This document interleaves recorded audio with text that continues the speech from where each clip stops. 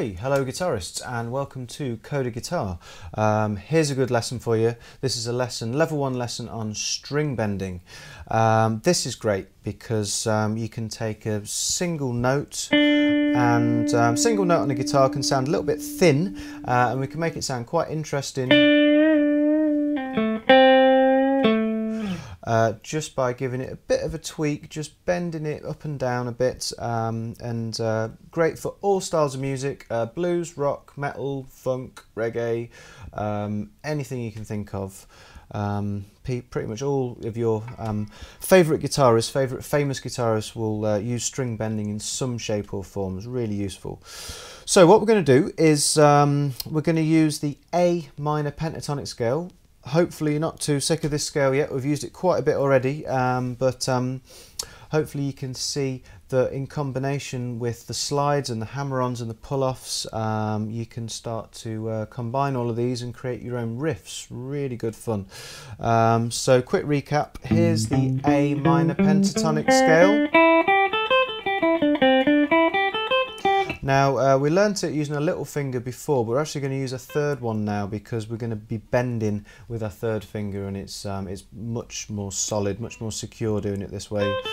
So I'm just using finger 3 on fret 8 of the top 2 strings there, so diagonal hand position. Okay.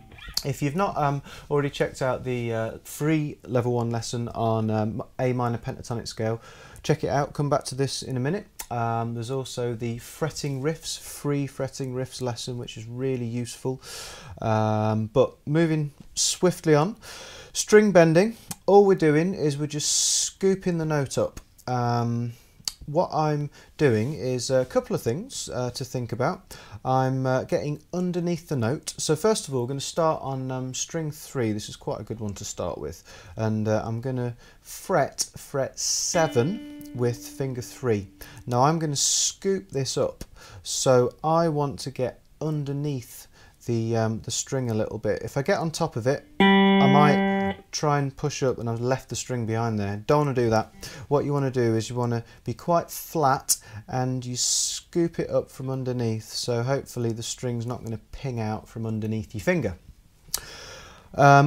Also, really important, get a clamp on the go. Now often we reckon it's not necessarily great to get your thumb over the top of the neck when you're playing, but for bends it's really good. This is ideal. Clamp, thumb on the top, so I'm on like fret 5 here for this fret 7 bend, and the base of my first finger, if you can see that, I'm going to be just around here. I'm going to be clamping underneath the neck, and so what I'm doing there is I'm twisting. I'm not actually wanting to flex my fingers like this. I'm actually going to keep my fingers quite solid, and I'm going to be twisting from like my wrist, even my whole forearm, but it's mainly a movement from your wrist. So if you can see, my fingers aren't moving there because those joins are staying the same. But if you can see just by flicking my wrist how much movement I can get with my third finger, that's how we're going to bend. So clamp, clamp, flick. Okay, so on to fret 7 of the third string of the G. So you can see I'm not moving that finger at all. It's not flexing like that, it's just keeping solid, and it's the wrist movement which is giving me that bend. And also you can often, it's a really good idea to support the finger that's bending with other fingers on the same string. So definitely finger 2, sometimes finger 3 as well. You can either be one finger per fret, and try that. Just makes you feel much more in control, much more secure, because it can be a little bit putting a lot of strain there on my third finger, whereas I'm even just with finger 2 there, really feel like I'm in control of what I'm doing.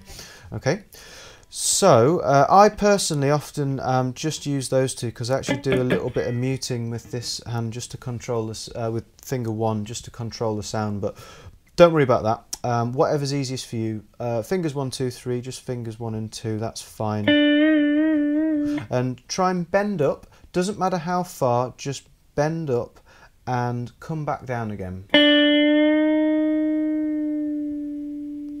So that was a bend and then a release. Didn't release the string, but I released the bend, went back to the starting point of the note. So make sure you get a good contact with this fretting finger, finger 3. These ones are just supporting, mainly think about this one. So killed the note there. Got to make sure I keep fretting this correctly. Bend and release, really good practice to see if you're bending properly. Pause this by all means, have a go at that. A lot of people actually find this quite difficult. They struggle to really understand what they should be doing with their fingers, and straight away they're trying to do this and sort of, you can say I'm flexing my fingers. Doesn't feel like I'm quite as much in control of what I'm doing there. And some guitarists like to do really big bends, sometimes like 3 or even 4 frets, and it's much easier.